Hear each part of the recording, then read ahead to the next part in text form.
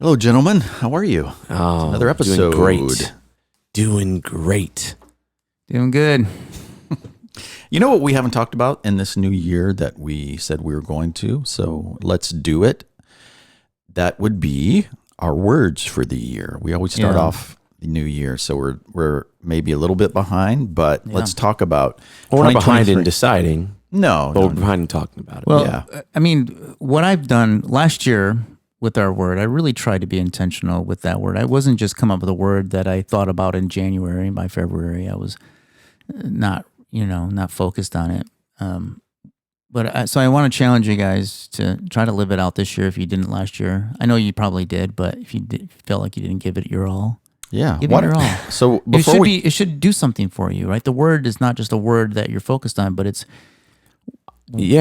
for a reason. Well, how do you guys think about it? Because when I kind of like meditate on this kind of stuff, and I think about what would be the best thing for me to keep in mind, like this coming year, like looking back and given my life or whatever. What's the thing that at least that's how I do it. That's how I think about it. And so and then it comes to me of like this is an important thing to go into this year with. Yeah, I always look at my word as an antidote to like medicine to something that's ailing me a little bit. Like, what is it? It's gonna solve something I've been frustrated or been dealing with. Yeah, I think of it like a grounding, like almost like when I go back to it and I don't do it every day, but periodically I said, okay, am I on track with like what I'm anchored to this year? Am I staying consistent? Because I think we do these words, don't we, to avoid New Year's resolutions, which I don't think work. Yeah. But I like this practice of words because it's it rather than tasks or things we feel guilty about or things that we get pushed to the side. I think a word can be a source of grounding for us. So maybe that's what you're saying. It's the same thing. Yeah, I think resolutions are not a thing that generally work for anybody, and they last for about a couple months.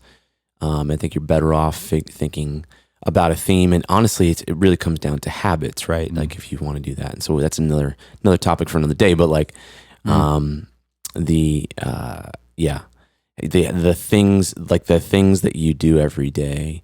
I've had someone recently, this has kind of been a recent thing for me, but like goal setting, we're not going to get into goal setting here, but for a second, like when most of us set goals, we set goals as like, I want to achieve this, or I want to do this, or and the shift that I had shown to me that anyone who's really successful at achieving whatever goal that may be, so is able to translate that goal and actually make their goal the habits that create that outcome versus so their goal is to do the things that create the outcome, not get the outcome. Mm-hmm. Right. And so I think when we set goals, it's hard. And I've shifted that. And I think the practice of doing the word and the theme and like, what does that mean for today, daily? Like, what am I going to practice and what are the habits I'm going to do?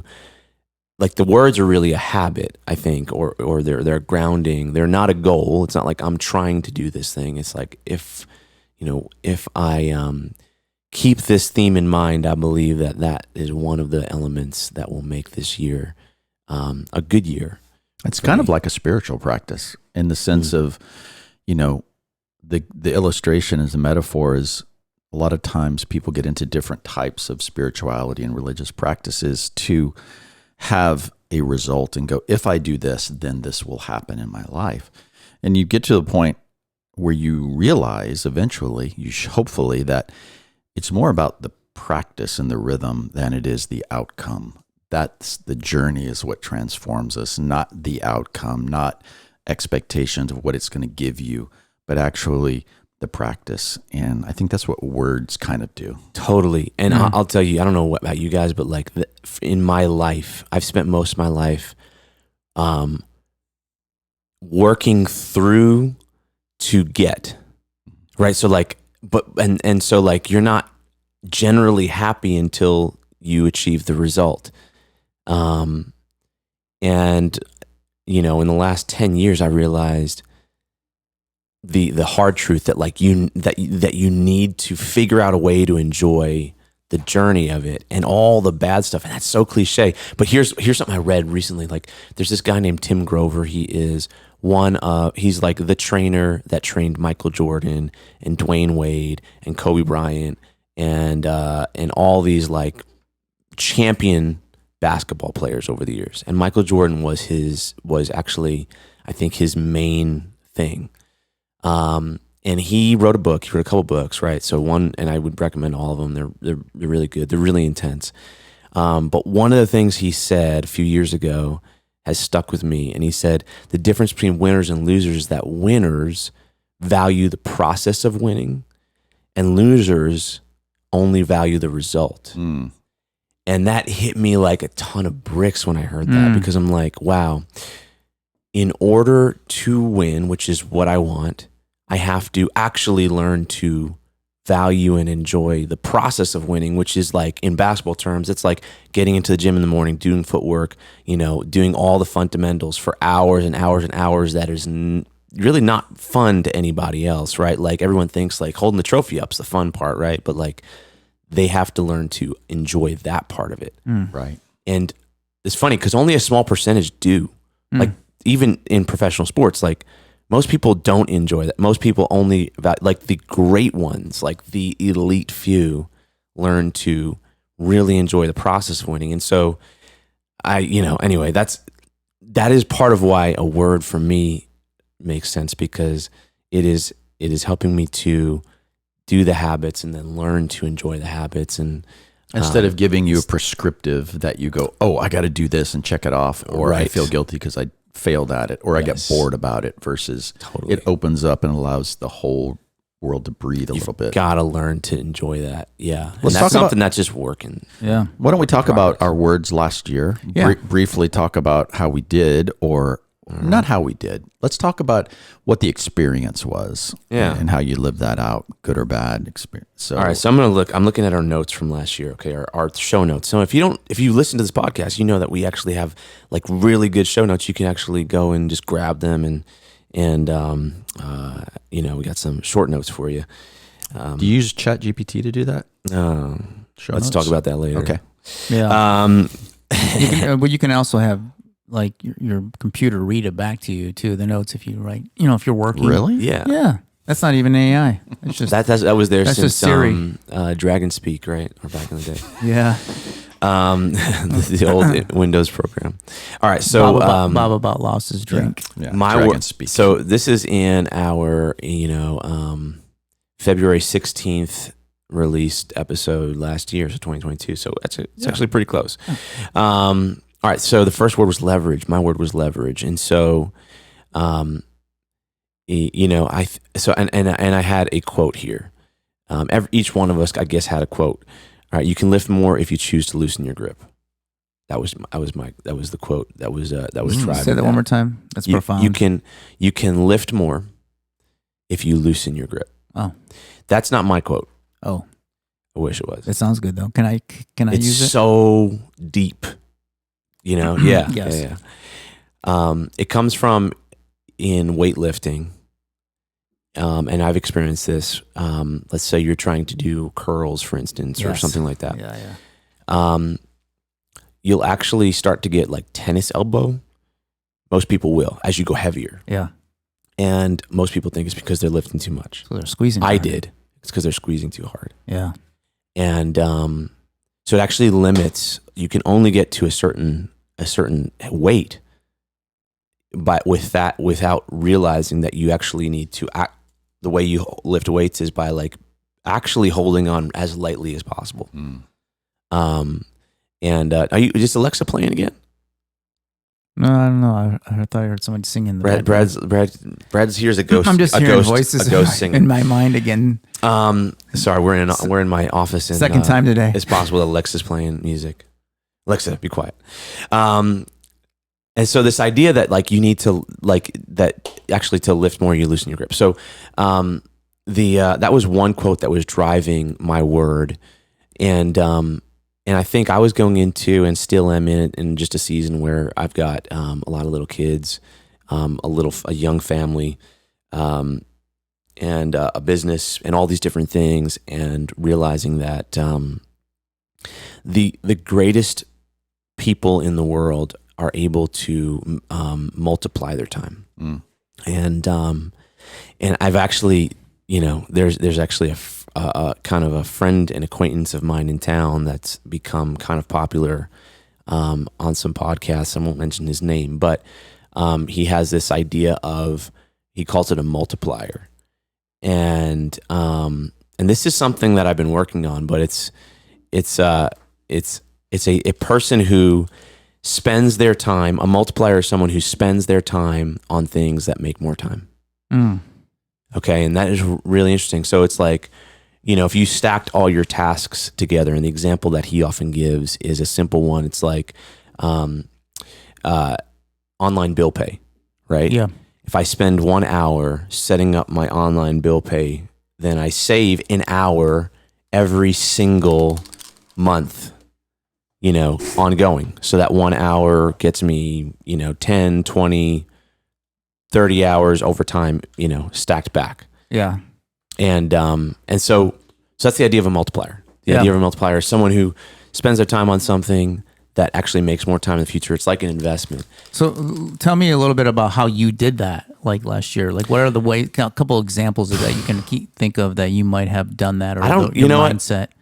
I would say that I spent every day thinking, okay, what can I spend my time on that makes me more time, or is the highest leverage, and what can I delegate much more? So that was aware. So delegation would be one of those things, right? And so anyone needs to learn the art of delegation. I had to learn it a long time ago, but you still seem to tend to like kind of snap back. Yeah. For me, this podcast is a great example. My team executes this podcast, but like when we leave here, I'll probably grab all the different cars and like dump them and do all that kind of stuff. It'd be pretty easy for me to say, oh, I'll just like, drop this here and do this here and that kind of thing. And like, it takes me maybe 15, 20 minutes to do all that. It's not a lot of time, but what I decide to do is how do I create a process where it's like essentially an SOP, which every business should have those, right? Where it's like, here are the 5 steps that you need to do after a podcast is over. I'm going to just hand you the cards and then you're going to do them. So it may save me 15 minutes, every time we record. Yeah. But it also took me, saves your headspace, because let's face it, there's only even if it's a 2-minute task, that task fills up headspace. It's such a great point. Like, it's not just time. Yeah. It's focus. Yeah. And focus may even be the thing that no one talks about saving time or leveraging time, that is even maybe at a higher level, like more important. We often think about, oh, I'm wasting my time, but we often don't think we're wasting our focus. And that's good. Like, you all know, like I was talking with one of my guys yesterday, but as it doesn't have to be something that takes a lot of time, but if you're just getting interrupted or you're having to shift your focus to something small for 5 minutes, then you obviously like lose all the momentum in the thing that you were doing. And I think that's focus is one of those things. It's kind of like sub time that we don't often think about. And I'm a big advocate of flow. And so the challenge with flow is that it takes a little bit of time for people to get into it. And once they get into it, they are so optimized, and you're running at 110%, 100%. But as soon as you get interrupted, man, you just drop that flow, and it takes you a long time to get back into it. I believe there's a study on this, and I thought it was like, it's called the switch cost effect. What was the length of time it takes you to get back? I thought it was like 20 minutes or something like that. It's something like that, at 20 to 30 minutes. But the switch cost effect is basically that. The idea of multitasking is a myth. Correct. Like, there is no such thing as effective multitasking. Now, you can do a lot of things at one time, but you can't do them as efficiently. So every time you switch out of tasks, it takes you X amount of time to get back into that flow or focus of it. So it's actually accumulative over time. If you do that all the time, you never focus in and really do your best work. Yeah. Multitasking is a myth, and there's actually a bunch of science behind it recently about that. Absolutely. So that was my word, leverage. That's my assessment of, and so I don't know. I mean, I don't know that there's like a with these, like, did we do it or didn't we do it? Like, I think, did it make a change in this past year? Yes. Was it a focus of mine? Yes. And do I actually? I'm actually not putting that to the side. It's like actually something. These are the way I look at these words. They're like building blocks. You know? That's good. You're adding them to your life. To your but life. Consider that idea, because it was profound to me. Like the idea of a multiplier. I think versus a normal person. I think what you're doing is you're just putting it more forefront so you could practice it more for last year. Now you have some tools, and now you're going to keep those tools in your toolbox, and it's going to help you forever. Correct. Brad, yours was fun. Mine was actually not fun. It was more fun. More fun. Yes, more fun. Because it's easy to have fun, but for me, I needed something that would say more than usual. More than usual. As an outside observer, I saw you apparently having fun last year. Oh, really? Is that true? Yeah. I had some good, it was good. It was good. A lot of what I did was to actually slow down with work a little bit and just try to not, even mentally, not be there when I'm not there. You know what I'm saying? It's just owning a business. You can be working all the time, even if you're in your mind working, even when you're supposed to be having fun. But Brad, you had this quote. No, you had this quote last time that I wanted to make sure we didn't miss, because like our team, I guess somewhere in the podcast, this quote came up. Yeah. I live with the goal of doing more stuff, but it's always for a return on investment. Yeah. And I realized that I'm best when I'm laughing.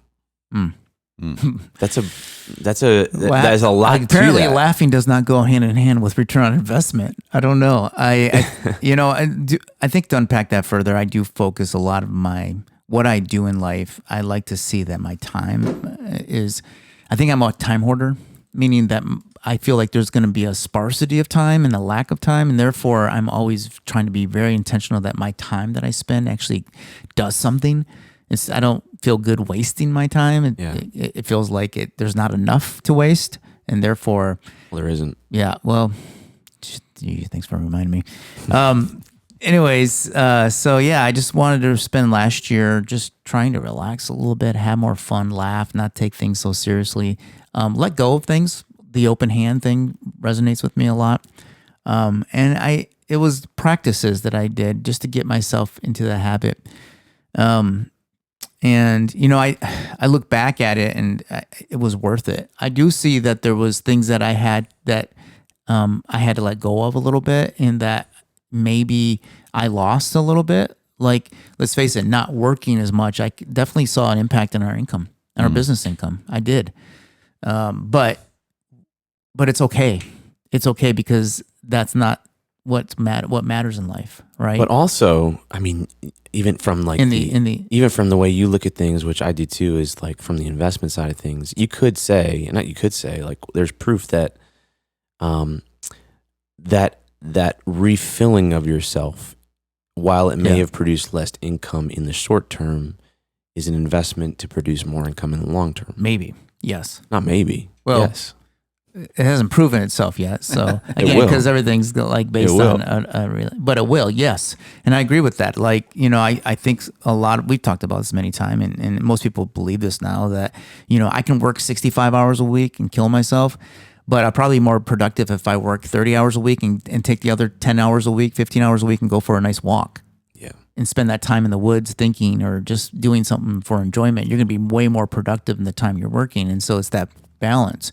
And I think a lot of times I easily send myself off balance, and it affects my stress level, my everything, and I become somebody I just don't really, I feel like I'm better. I'm more than that. And it's just because I'm just terribly depleted. Yeah. And that's really the case. I'm just depleted. And so I think the more fun was to fill that side of me back up, so that I have that balance, and I'm When more you're more joyful. creative, you're more joyful, Yeah. you're more personable. Yeah. Probably, Yeah. you know, you have more energy. You know, I asked my dad. This was quite a few years ago, but he was still probably 65 or so. And I said, hey, what are some things? What is the one thing in life that you regret?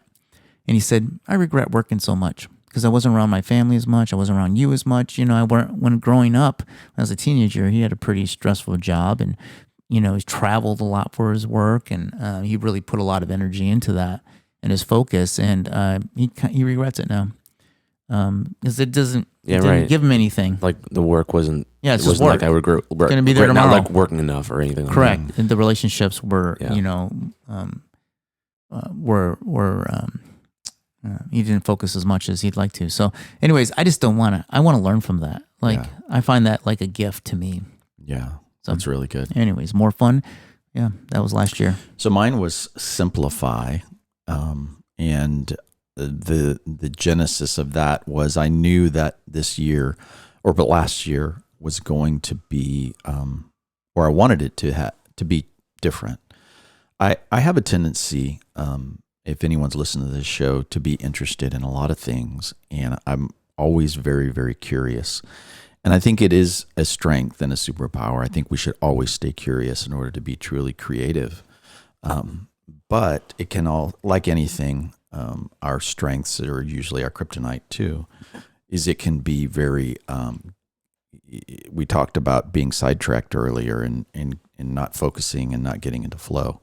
So for me, it was, all right, I've done a lot of things in my career. In 2022, how was I going to really hone in and simplify and get down to loosening? And it's all kind of coming back to this, like letting go of the grip so that I can do a few things well.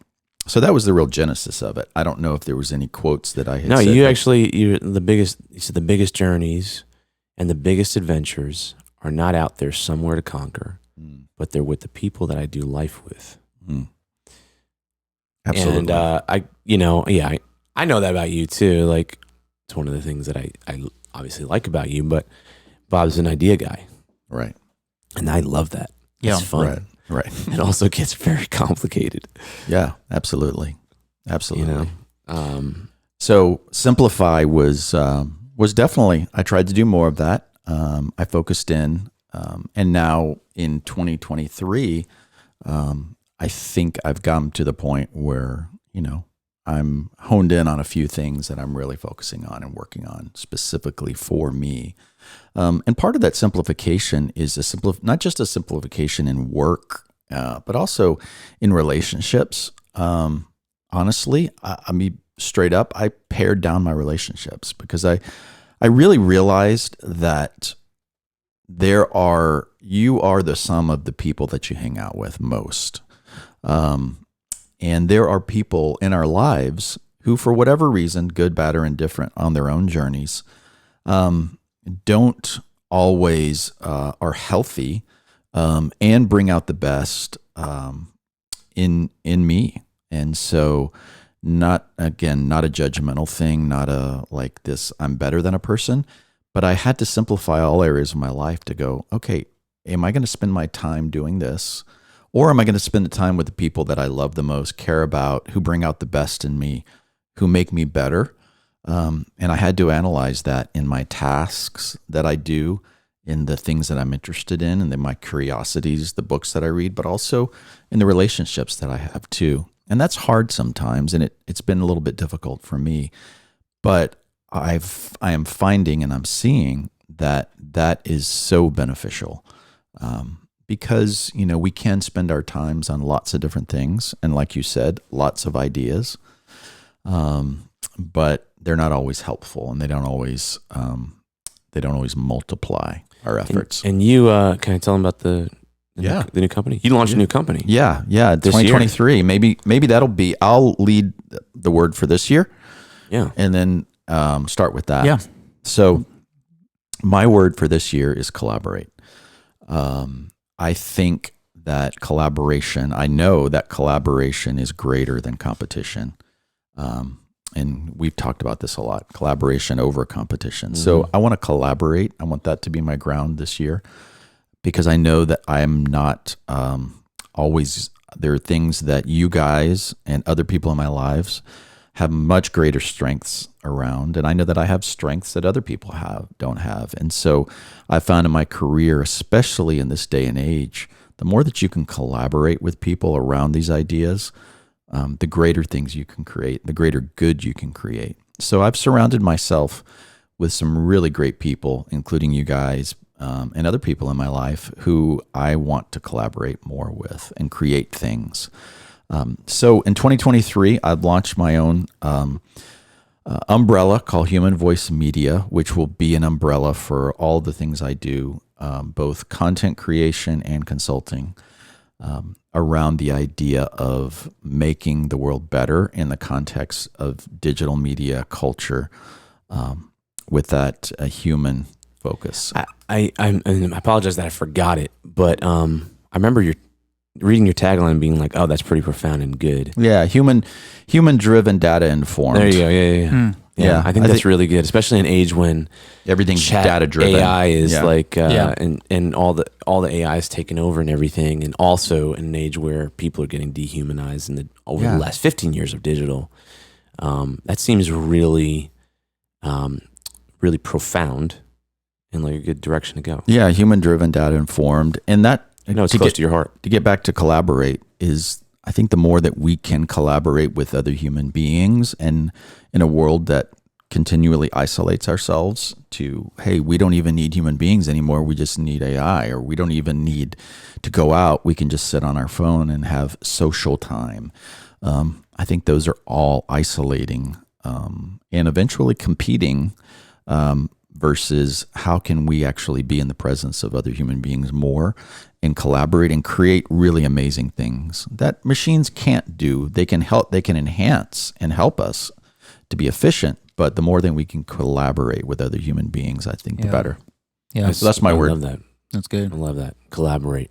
Mm-hmm. I want to be seeing some of that. All right. So my word is, it's somewhat of a derivative of some of what we discussed, but my word is belief. And over the last, probably the last year, that word keeps coming up in my life and in different ways, and it's been unpacked for me in so many different ways. And when you dig into the idea, like the word belief, there's just so much there. There's your belief system, like, how do you go about things? Like, what do you believe is true? What is not? Which informs your daily life tremendously. There's the belief in who you are, like what you'll do and who you're meant to be. And for me, it's those two things. And then it's also the belief that God has my back. I believe that I'm the type of person where I have vision that I believe is given to me for my life. And sometimes it's really frustrating it's really frustrating when it doesn't feel like that's going anywhere, right? Maybe even for a year or 2 years or even more. We're just stagnating. And the belief that that promise of that vision will come about no matter what the circumstances look like. Sometimes it looks like things are going really in the opposite direction of where I believe I've been told and I believe they should be going. And so, it's something that I think I need to dig into, and, or keep in mind for me as I go about all my business. It helps me let go when I have the confidence of that belief. It also is it's a growth side of everybody. I know I have a mentor of mine that says the greatest human superpower is expectation, which you can say is basically a synonym of belief. But basically, if you change what you expect, and this may sound like, at first listen, this may sound like mindset mumbo jumbo or whatever, but like if you really decide to dig into this, it's actually really powerful. If you change what you expect, well, I'll say it this way: you get what you expect. Mm-hmm. you get what you believe. You don't get what you deserve. You get what you believe. Mm-hmm. And that'll be my quote. And probably not even mine. But if you think about it that way and you say, I'm not going to, and this is how we grow, at least how I grew up, is like my belief in who I am and what I expect is a result of my circumstances and what I've done. The best in the world, the people that are the most fulfilled and serving purposes and successful and all that kind of stuff, it's flipped. They believe it first. Right. And then they get that result over time. And it's about expectation. It's not about entitlement. I think that's something that people kind of get messed up sometimes. And I am a very kind of anti-entitled type person. Like, I don't believe that I deserve anything given to me by some other person or government or entity or anything like that. But I do believe I deserve a certain thing. You know, there's the other side of that. There's the expectation of it. And for me, that word, it just has a lot of layers and power and things like that. So that's my word. That's good. That's good.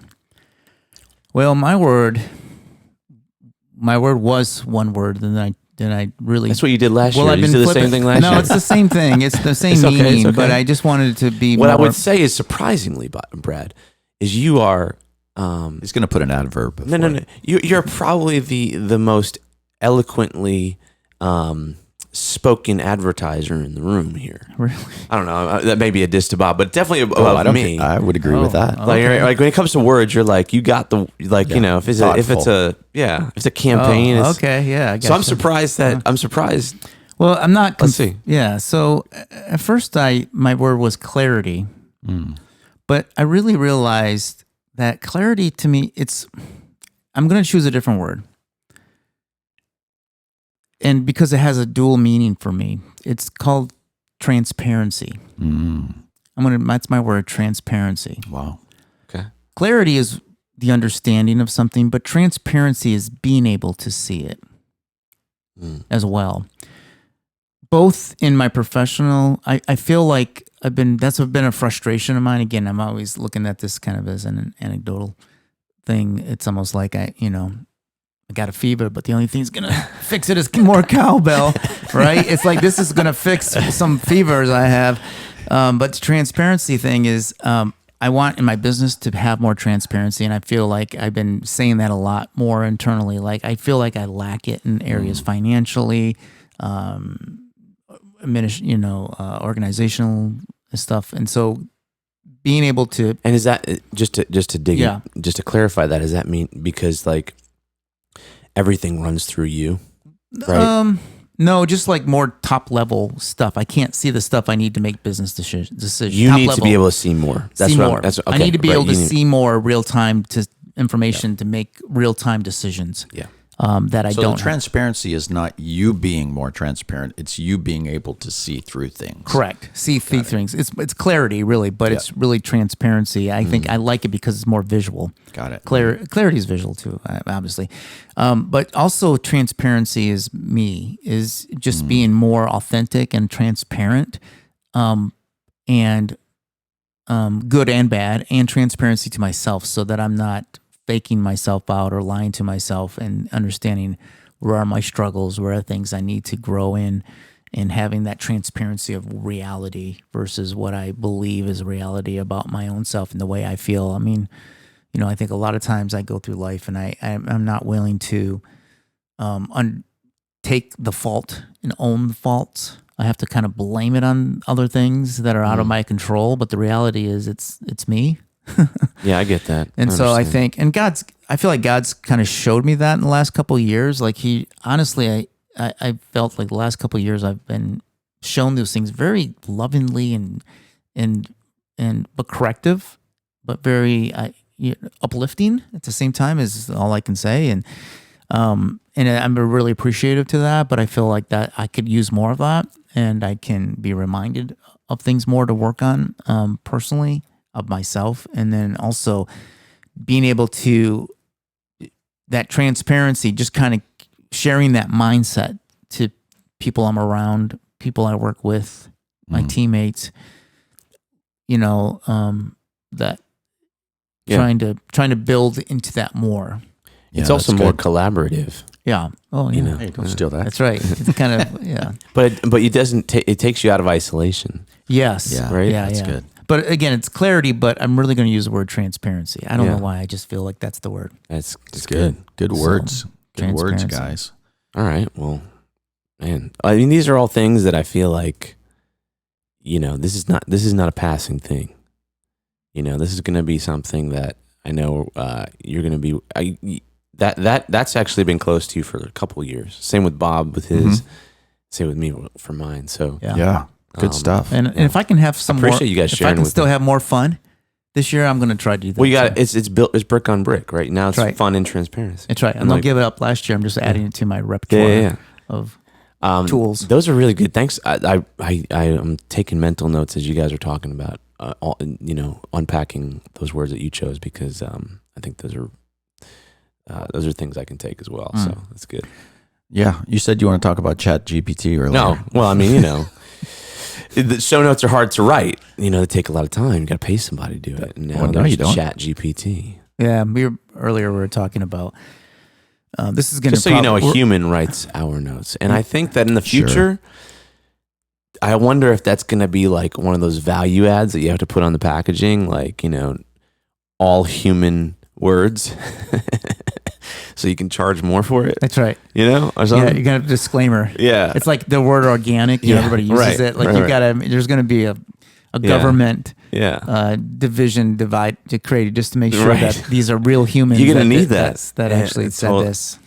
Well, okay, so Human maybe. verified. Yes, Look, human verified. Look, the AI stuff, everybody knows about it in our world, right? And it's been like, it's almost so saturated in the conversation in the media and everything that talking about it is almost like just a bandwagon. So we don't want to talk about it for And that every sake. new software that's out says it's Everything. powered by AI. Yeah, everything. And that's, But is it really? But like, there's a couple interesting things maybe we can talk about today. And then maybe we can actually talk about how, because you guys were teaching me ways, it's just so interesting. I think the value here is like, how are people using this to do cool things? And I think that's the creative value here. Yeah. And you guys are using it in your business every day. Brad, you were saying it's like your sidekick, like you're actually using it every day. You're consulting on business decisions. You're consulting on... It's giving me more transparency. No, you're not. It's giving me more transparency. But when you were telling me earlier, it was really it was interesting to me. We've been doing a lot of testing of certain tools, with AI. And again, we've talked about it on other podcasts, but I feel like I finally started introducing it into my workflow, and I've been telling you, I'm kind of blown away, and I'm learning how to use it more efficiently and how to use it as certain tools to help me through the day. But I feel like it's like I've been using what's it called? ChatGPT. ChatGPT, and I feel like though it's really just a beta. If you guys don't know about it, you can sign up for a free account. Open.ai. Open.ai, yeah. And it's amazing how it's like it helps me to rethink the way I communicate. If I'm writing really important emails, if I'm writing a blog entry, if I'm doing whatever, I want just quick information about something. But it's almost like having a dialogue with somebody who's helping you, like a researcher, real time. And I know we probably want to unpack this on another episode, but I can give you some like real world examples in the way I use it, which I thought was let's really just give interesting. some teasers. Yeah, Sorry, there's we have an sirens going emergency by. vehicle. Yeah, we're okay, I think. And also another resource. Just before I tell you mine, they're coming to get me. They Coming to take me away. yeah, I know. This is a highly professional podcast. It is. I know. So we you go on YouTube, you can find a lot of usage. There's one guy that used that chat AI along ChatGPT. GPT along with other tools, where they've launched websites in 15 minutes that are just unbelievable. So look on YouTube if you want other examples. But the way I've been using it is, let's say I'm trying to write. It's mostly for writing purposes. Let's say I'm trying to write something, and I say, you know what, write a paragraph about this, or write, and it will literally, I can get pretty deep information. Like, let's just say that one of our clients, we does remote patient monitoring, and it's kind of a new thing, but it's been around for a couple of years. And I could say, write an article, not an article, but write a paragraph about this specifically.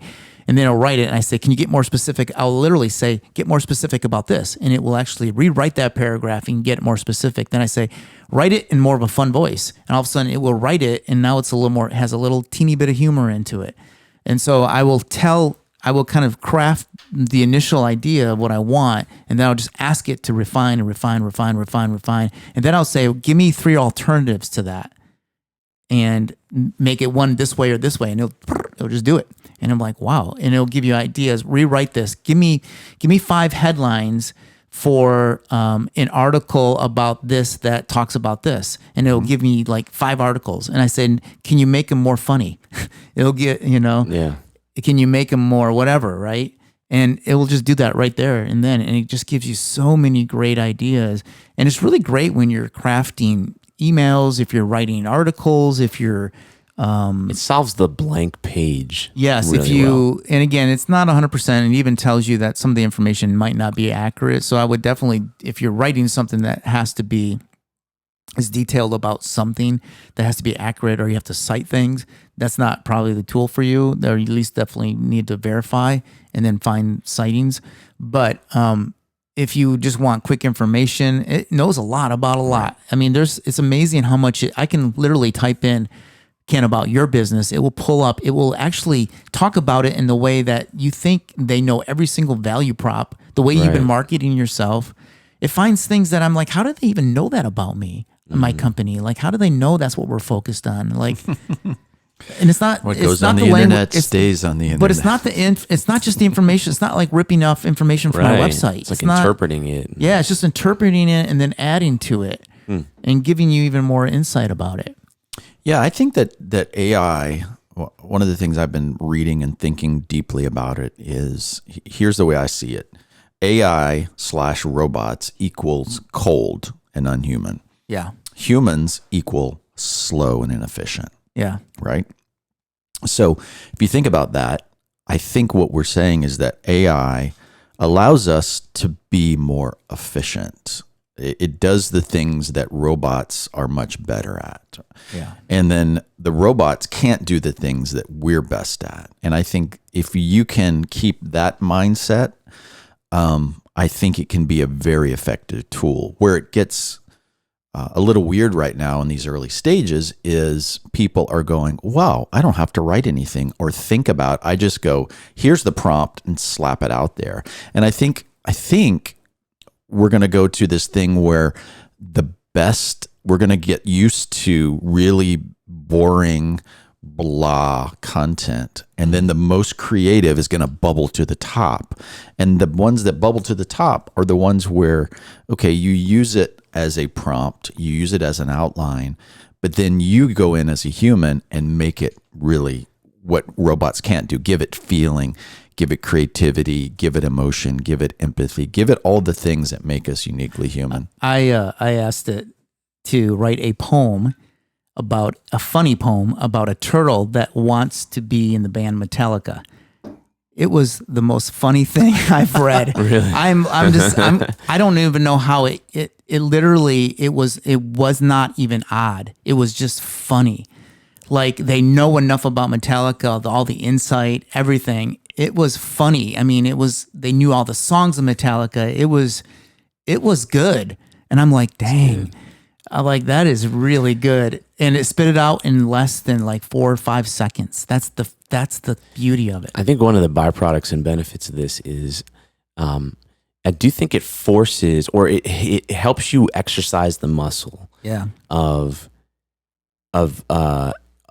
ideation. Yeah. You know what I'm saying? Helps you ideate. The more discreet in the description that you ask, the better the output, which forces you to exercise an interesting part of our brains where everyone's going, oh, it's taking the place of humans, but it can only respond to the detail of the original idea and description, which is interesting. Because you always hear, like, you know, the better the questions, the better the answers that you get, right? Like, and so it's really the art of asking questions. That's an age-old kind of philosophy, especially for leadership. Yeah. Because when you're delegating to people and that kind of thing, like you're not trying to come up with things yourselves. You're trying to like ask the questions that get the room to come up with the beautiful answers. Stating the problem clearly is half the solution. Right. So there's all these things, and I just, as you're talking, I'm like, I think that's a really valuable skill set, because it's not us figuring out what is the coolest thing. Like we all know, like the best, whatever you want to call it, like products and campaigns, and all those kind of things come from the creativity of a group of people. Typically, I mean, sometimes this, but it's not like one person, like just from within them, you know?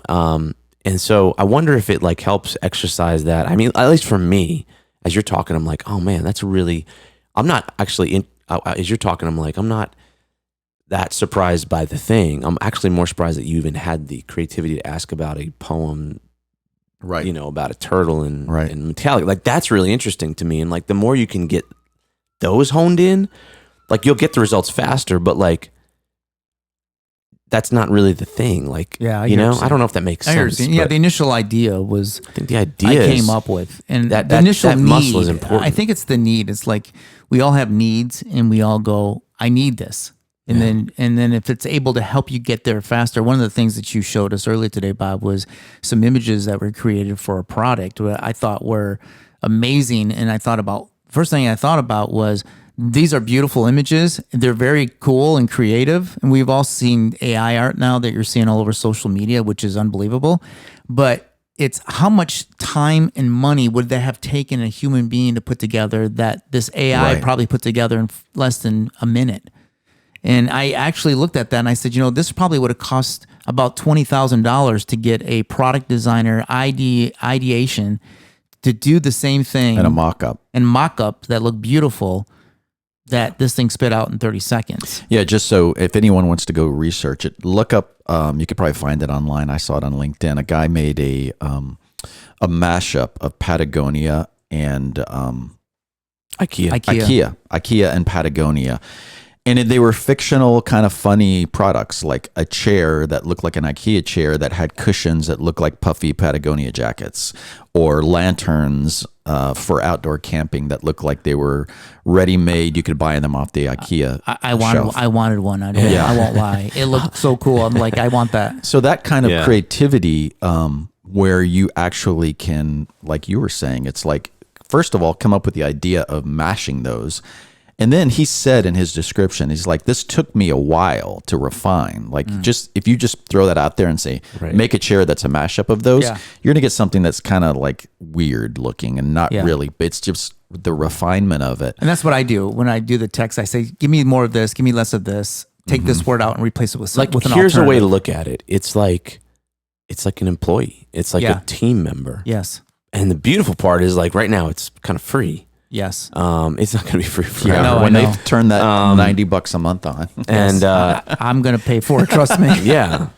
But it's kind of like an employee, and if you think, or just someone that is an assistant, right? So if you look at it that way, I mean, I remember having virtual assistants where I would be like, hey, can you write an email about this for me? Like asking these same questions, right? And it would take a lot more refinement, a lot longer, and it would cost a lot more. So it just, it's interesting. Yeah, also, if you're in, this is just my, like, a little agency advice, like, just because this is how I think. I'm like, if you're in the business of only doing the execution, then I think that's where, again, this is not a new thing. Like, I think you should be concerned and maybe adjust your business strategy, because, again, execution is more and more. This started back in the day when, robots started doing things for, ATM machines came in for tellers. Like, the business of execution is devalued over time. Yeah. And so I think it's something to be careful The about. agency of the future is less people, not more. Yes. And so you need to create value around your creativity and your ideation,